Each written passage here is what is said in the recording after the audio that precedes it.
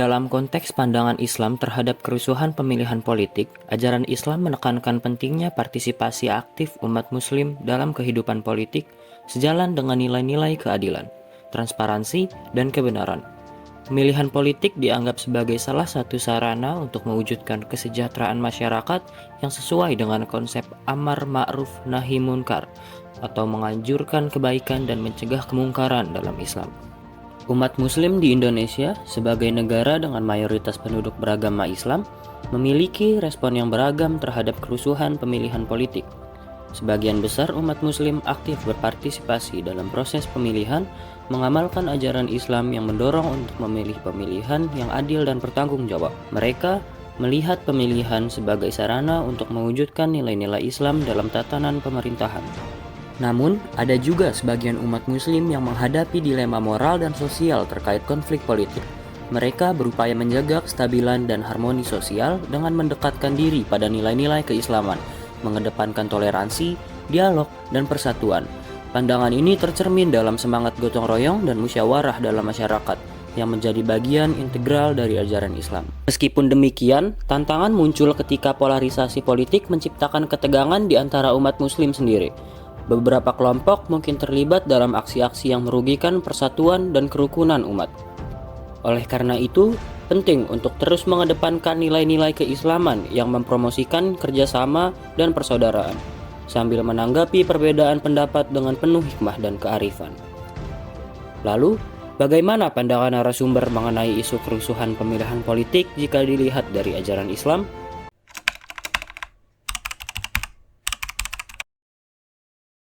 Pemilu itu adalah pesta demokrasi. Nah, demokrasi sendiri itu apa? Jadi, demokrasi yang baik adalah yang sesuai sudah diatur oleh undang-undang. Nah, demokrasi sendiri ada beberapa poin, yaitu terkait kebebasan untuk kita memilih dan untuk kita menentukan siapa yang akan menjadi pilihan kita, yaitu. Lalu yang kedua, terkait peran umat Muslim adalah umat Muslim ini adalah makhluk sosial, ya, yang agamanya Islam, yang dimana mereka ini menjunjung tinggi terkait keadilan, kesejahteraan, mengepentingkan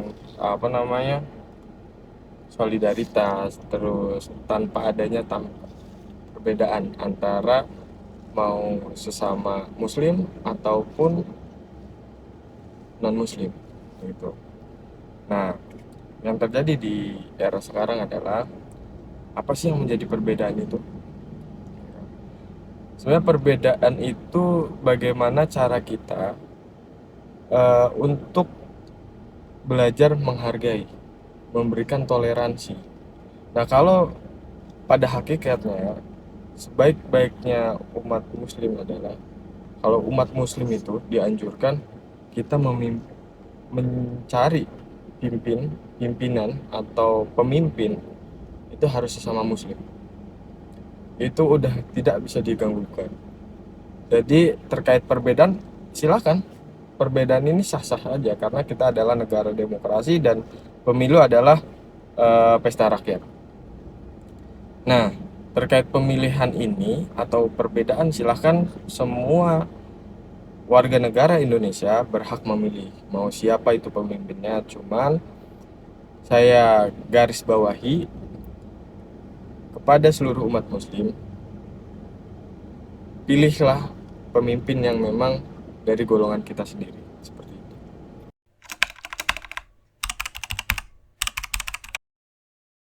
Menurut pandangan Islam, kita sebagai warga negara, sebagai hamba Allah juga memang dianjurkan untuk memilih pemimpin agar negara ini berjalan dengan lancar. Di antaranya ketika kita sudah memilih pemimpin sesuai dengan pilihan kita, karena dianjurkan juga dalam Islam. Ayatnya itu atiullah wa atiur rasul wa ulul amri minkum. Taatlah kepada Allah dan Rasulnya, dan taat juga kepada pemimpin yang memimpin kamu. Termasuk ketika kita memilih untuk saat ini memilih presiden atau wakil presiden gitu kan, sesuai dengan keyakinan kita dan pilihan kita. Gitu. Nah, untuk saat ini memang kadang-kadang dengan adanya pemilihan pada saat ini, biasanya tuh teman sama teman dengan beda pilihan bisa berantem, bisa marahan. Jangankan teman, kadang-kadang suami istri juga beda pilihan, bisa jadi marah juga. Jadi biasanya egoisnya kelihatan tuh, si istri harus ngikutin pilihan suaminya, suaminya harus ngikutin pilihan istrinya, padahal itu kan sesuai dengan pilihan kita gitu. Jadi tidak ada intervensi dari orang lain ya untuk memilih gitu kan. Adapun suasana tegang biasanya karena dari mereka sendiri kurang memahami gitu kan, dari cara partisipasi kita nih sebagai masyarakat warga negara. Pilihan boleh berbeda tetapi persaudaraan tetap gitu.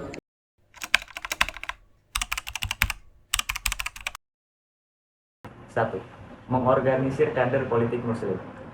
Mengorganisir kader politik muslim yang lebih lentur serta punya kejelian menganalisis masalah sosial dan politik, agar pada gilirannya, kelompok politisi muslim tidak selalu berada di pinggiran. 2. Meningkatkan kesadaran politik, kesadaran berbangsa dan bernegara di Indonesia turut dibangkitkan oleh tokoh umat Islam, dan generasi muda muslim harus berwawasan politik konstruktif. 3. Mengatasi ekstremisme, menghormati agama dan politik terpisah, dan tidak membawa masalah bagi umat dan negara Indonesia. Dalam sistem hukum di Indonesia terbuka peluang bagi partai politik Islam yang mampu menjaga kekuatan politik dan mengatasi ekstremisme. 4. Menggunakan identitas agama untuk kepentingan politik, menggunakan tindakan ekstremisme dalam kepentingan pribadi apalagi jika dipergunakan untuk kepentingan politik. Karena pemanfaatan identitas agama guna kepentingan politik sebenarnya tidak terkait langsung dengan agama. 5. Mengkaji basis ideologi politik. Kekuatan-kekuatan politik elektoral sangat jarang memiliki fondasi ideologis yang kuat yang mempengaruhi pemilihan politik, sehingga penting bagi umat muslim untuk mengkaji basis ideologi politik yang dimiliki oleh partai politik mereka. Dengan mengambil langkah-langkah konkret ini, umat muslim dapat mencegah atau meredakan potensi politik dan mengatasi pengaruh negatif terhadap agama dan politik di negara-negara muslim. Sebagai umat muslim, kita bertanggung jawab besar dalam menjaga ketenangan di dalam masyarakat selama periode pemilihan politik ini. Salah satu langkah konkret yang dapat kita lakukan adalah dengan melakukan dialog antar umat. Dalam keseharian, berbicara terbuka dengan orang-orang yang berbeda keyakinan dapat membantu kita saling memahami. Bagi saya, partisipasi aktif dalam proses politik adalah wujud nyata dari tanggung jawab kita. Memberikan suara dalam pemilihan adalah cara untuk membentuk negara kita. Di era media sosial, penyebaran informasi yang benar sangat krusial. Kita sebagai masyarakat harus selalu memverifikasi informasi sebelum menyebarkannya. Saya percaya dengan menggunakan media sosial secara bijak dapat membantu mencegah penyebaran berita palsu yang bisa memicu konflik. Kita juga berupaya membangun keterampilan komunikasi dan pemahaman politik. Ini penting agar kita bisa berdiskusi dengan bijak, menanggapi perbedaan dengan kepala dingin, dan mencari solusi damai. Semua itu merupakan bagian dari upaya untuk membangun lingkungan yang stabil dan damai. Selain itu, kerjasama antar lembaga agama dan pemerintah juga sangat penting dalam menciptakan lingkungan yang mendukung perkembangan politik dan mengatasi potensi konflik dalam pemilihan politik. Dengan langkah-langkah tersebut, saya harap dapat menciptakan lingkungan yang kondusif selama proses pemilihan politik ini berlangsung dan dapat menciptakan masyarakat yang lebih toleran.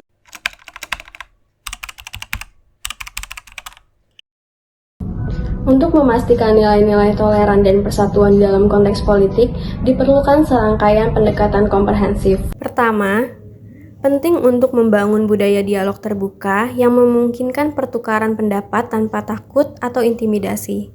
Ini dapat dicapai melalui penyelenggaraan forum diskusi, debat terbuka, dan kampanye edukasi yang mendorong rasa saling menghargai.